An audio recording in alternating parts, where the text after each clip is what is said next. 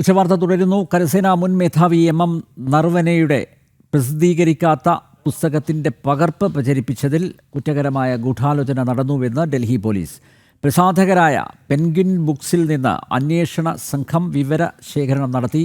Online പ്ലാറ്റ്ഫോമുകൾ കേന്ദ്രീകരിച്ചും പരിശോധന നടന്നു. വിവരങ്ങളുമായി ഡൽഹിയിൽ നിന്ന് ജിഷ്ണു കൃഷ്ണൻ ചേരുന്നു. ജിഷ്ണു, ഈ പ്രസിദ്ധീകരിക്കാത്ത ഒരു പുസ്തകത്തിൻ്റെ പ്രതി ഉയർത്തിക്കാട്ടിക്കൊണ്ടാണ് രാഹുൽ ഗാന്ധി ലോക്സഭയിൽ വലിയ ബഹളം നടത്തിയത്. നമുക്കറിയാം കഴിഞ്ഞ ദിവസം നടന്ന നാടകങ്ങൾ ഒക്കെ.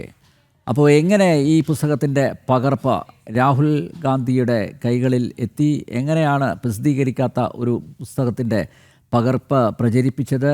അതിന് പിന്നിലൊരു ഗൂഢാലോചനയുണ്ട് എന്നൊക്കെ ഡൽഹി പോലീസ് അന്വേഷിക്കുകയാണ്. എന്തെങ്കിലും സൂചനകൾ ഇതുമായി ബന്ധപ്പെട്ട ഡൽഹി പോലീസിന് ലഭിച്ചിട്ടുണ്ടോ ജിഷ്ണു?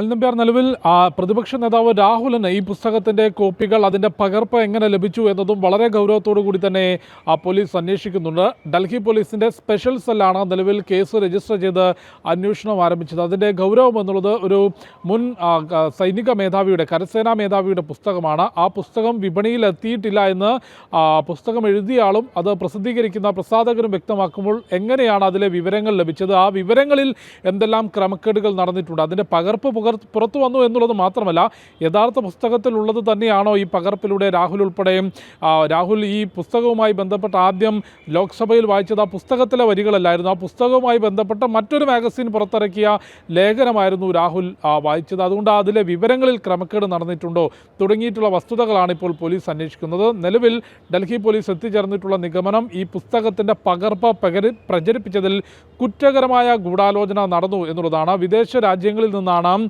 ഇതിൻ്റെ പകർപ്പ് ഡൗൺലോഡ് ചെയ്തിട്ടുള്ളത്. അതിൻ്റെ ആ പകർപ്പിൽ തന്നെ ഇത് പ്രസിദ്ധീകരണത്തിനെത്തിയിട്ടില്ല, ഇത് വിപണനത്തിനുള്ള പകർപ്പല്ല എന്ന് വളരെ കൃത്യമായി രേഖപ്പെടുത്തുകയും ചെയ്തിരുന്നു. അതുകൊണ്ട് വിദേശ രാജ്യങ്ങളും ഒപ്പം ഓൺലൈൻ പ്ലാറ്റ്ഫോമുകളും കേന്ദ്രീകരിച്ച് ഈ പുസ്തകവുമായി ബന്ധപ്പെട്ട് നടന്നിട്ടുള്ള ഇടപാടുകൾ, അതിൻ്റെ സാമ്പത്തിക ഇടപാടുകൾ, ഇതെല്ലാം തന്നെ വിശദമായി തന്നെ പോലീസ് അന്വേഷിക്കുകയാണ്. അതോടൊപ്പം ഈ ബുക്സിൻ്റെ പ്രസാധകരായിട്ടുള്ള പെൻഗ്വിൻ ബുക്സിൽ നിന്ന് നിലവിൽ അന്വേഷണ സംഘം ഇന്ന് വിശദമായിട്ടുള്ള വിവരശേഖരണം എടുത്തു. നേരത്തെ തന്നെ പെൻഗ്വിൻ ബുക്സ് കഴിഞ്ഞ ദിവസം വ്യക്തമാക്കിയത്, ഈ ബുക്ക് എം നരവനെയുടെ ആ ബുക്ക് ഞങ്ങൾ പ്രസിദ്ധീകരിച്ചിട്ടില്ല, അത് വിപണനത്തിന് വെച്ചിട്ടില്ല, അതുകൊണ്ട് നിലവിൽ അതിൻ്റെ പകർപ്പ് കൈമാറ്റം ചെയ്യുന്നത് കുറ്റകരമാണ്, നിയമ നടപടി സ്വീകരിക്കും എന്ന നിലപാട് പെൻഗ്വിൻ ബുക്സ് അറിയിച്ചിരുന്നു. അതുകൊണ്ട് പ്രസാധകരിൽ നിന്നും വിശദമായിട്ടുള്ള വിവരശേഖരണം ഡൽഹി പോലീസ് നടത്തിയിട്ടുണ്ട്. എങ്ങനെയാണ് രാഹുലിൻ്റെ കൈകളിലേക്ക് പ്രസിദ്ധീകരിക്കാത്ത പുസ്തകം എത്തിയത്, അതിലുണ്ടായിരുന്ന രാഹുൽ വായിച്ച വസ്തുതകൾ ഈ യഥാർത്ഥ പുസ്തകത്തിലുണ്ടോ തുടങ്ങിയിട്ടുള്ള വിവരങ്ങൾ പോലീസ് അന്വേഷിക്കുന്നുണ്ട്. അനിൽ നമ്പ്യാർ.